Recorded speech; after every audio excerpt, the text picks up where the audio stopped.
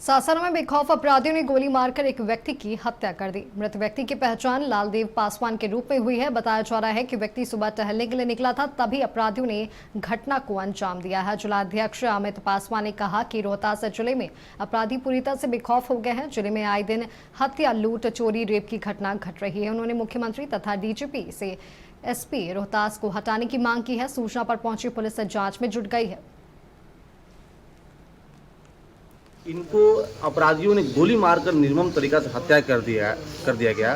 इससे पहले भी आप सुने हो कि जिले के बड्डी थाना में स्वर्ण व्यवसायी की हत्या हुआ, विक्रमगंज में हत्या हुआ, और एक ताज़ा मामला आप सुने होंगे कि सासाराम करपुरवा का सरोज पासवान जो लोजपा रामविलास के कार्यकर्ता थे, हमारे करीबी साथी थे, उनकी हत्या जिस तरह से किया गया है, चाकू से गुट, किसका वीडियो वायरल हुआ है।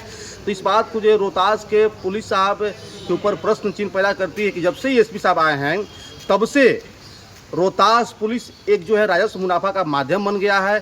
आम जनों की सुरक्षा से उनको कोई मतलब नहीं है। हर दिन जिले में जो है चित्कार, बलात्कार, दुराचार, हत्या, मर्डर, लूट आम बात हो गया है।